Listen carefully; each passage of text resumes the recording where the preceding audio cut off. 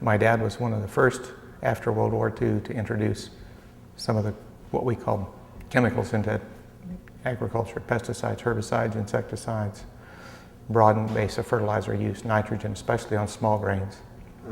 And for around this area, you mean? In this area, yeah. And why did he do that?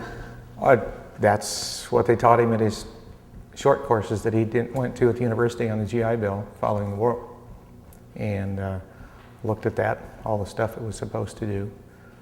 But at the same time, when he started farming again, his dad bought for him a subscription to organic farming and gardening that Rodale was just starting to put out, as well as a subscription to the Biodynamic Farming and Gardening Quarterly, which I don't ever remember a time when they weren't around the house. I'm probably the only junior high kid in the whole central U.S. that read the Biodynamic Farming and Gardening Quarterly on a regular basis.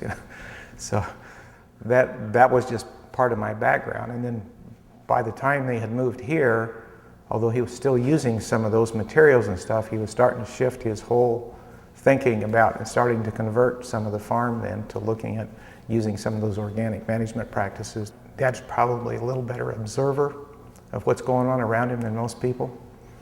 And he noticed in the early years when he was using the fertilizers and the herbicides and stuff that he noticed the impact on wildlife populations, on birds, shifts in insect populations. He noticed sensitivities of crop plants to that he had more physical, structural problems where herbicides were used as opposed to where they weren't.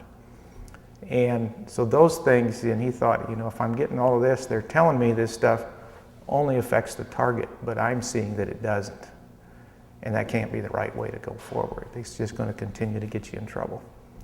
And there has to be a different way to do it. And that's when he started seriously looking at these other things and started trying to develop them. So most of the years I remembered growing up, Dad was focusing pretty much on organic management techniques on the farm, and actually was, after being the first to introduce, the first to quit.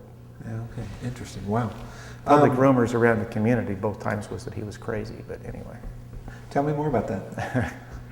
Well, I mean, that's, anytime you do something different than what the mainstream or everybody considers the right thing to do, that kind of goes along with it. And I grew up with that. And